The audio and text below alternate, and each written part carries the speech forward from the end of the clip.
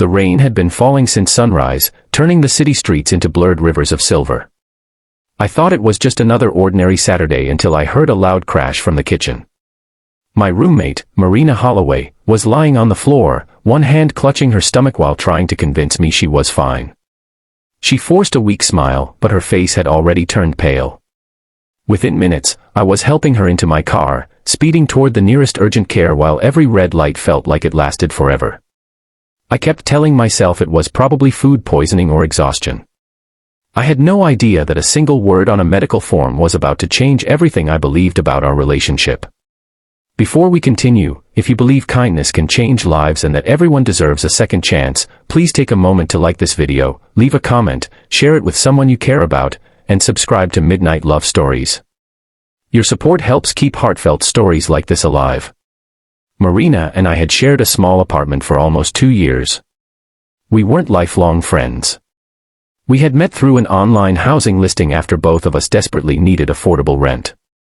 She was quiet, organized, and always left encouraging sticky notes on the refrigerator whenever she knew I had an important meeting. I was more outgoing, constantly working overtime as a freelance photographer, while she spent most evenings reading novels or painting landscapes by the window. We respected each other's space, celebrated birthdays with takeout food, and slowly became the closest thing either of us had to family in the city. Neither of us talked much about our past. Whenever conversations drifted toward childhood or relationships, Marina would gently change the subject. I assumed she had simply been through a painful breakup. Everyone carries invisible scars, and I never wanted to push her into reopening old wounds. Instead, we built our friendship through ordinary moments, sharing coffee before work, arguing over which movie to watch on Friday nights, and laughing whenever our ancient washing machine decided to flood the laundry room. At urgent care, nurses rushed Marina inside while I stayed in the waiting area, soaked from the rain and trying not to panic.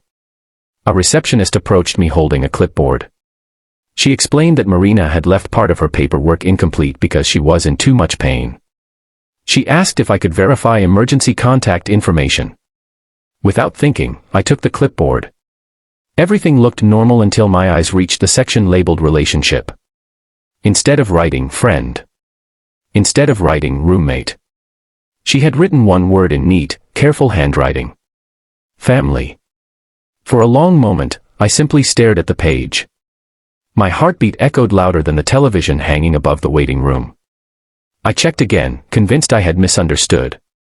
But the word remained there, impossible to ignore. Family.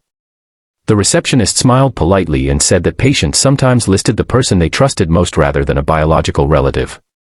She asked whether my phone number was correct. I nodded automatically, but my thoughts were somewhere else entirely. I realized something that made my chest tighten. Marina had nobody else. Later that afternoon, the doctor explained that severe dehydration and a burst ovarian cyst had caused her collapse. She would recover, but she needed someone to stay with her during the next several days. I didn't hesitate. I canceled every photography appointment without a second thought and brought her home. The apartment felt different after that. While organizing her medication, I noticed unopened bills hidden inside a drawer, along with faded birthday cards addressed to her years ago. There were no recent messages, no family photographs on the walls, and no holiday invitations pinned to the refrigerator like most people collected over time. The silence suddenly made sense. During the following week, Marina slowly regained her strength. One sunny afternoon, while we sat on the balcony drinking tea, she quietly thanked me for refusing to leave her alone at the hospital. She admitted that before moving into our apartment, she had spent years drifting between temporary jobs and lonely apartments after losing both parents within 18 months. The relatives who remained had gradually disappeared from her life, each one moving farther away emotionally until holidays became ordinary weekdays. She told me she never expected anyone to stay. People always promised they would. Then life became busy. Phone calls stopped. Birthdays were forgotten. Eventually, she stopped expecting anyone to care enough to remain. When the nurse handed her the hospital forms, she instinctively wrote the only word that felt honest. Family. Not because we shared blood, but because I was the first person in years who remembered how she took her coffee, noticed when she looked exhausted, and drove through a storm without asking what it would cost. Her confession left me speechless. I remembered every ordinary moment we had shared and suddenly understood they had never been ordinary at all. Sometimes love doesn't arrive dramatically. Sometimes it quietly grows inside grocery store trips, shared utility bills, late-night conversations, and simple acts of showing up when someone needs you most. Months passed, and Marina fully recovered. Our apartment gradually filled with new memories. We celebrated Thanksgiving by inviting neighbors who had nowhere else to go. At Christmas, we decorated a tiny tree that barely fit beside the window. Birthdays became traditions instead of forgotten dates. The place that once felt like temporary housing slowly transformed into a real home. One evening, while organizing old paperwork, Marina found the copy of her urgent care registration. She smiled softly at the faded ink before folding it back into the folder. Neither of us needed to explain why she had written that single word anymore. It had become true. Family wasn't defined by shared DNA. It was built through loyalty, compassion, sacrifice, and the courage to stay when walking away would have been easier.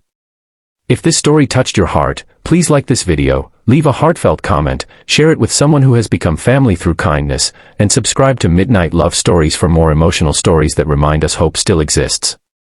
Crescent Moon special request: before you leave, comment, "Family is chosen by the heart, red heart," if you believe the strongest families are sometimes the ones we create ourselves.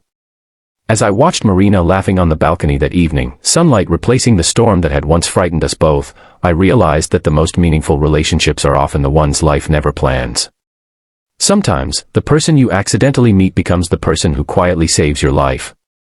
And sometimes, a single word written on a hospital form reveals a truth that both hearts had been waiting to discover all along.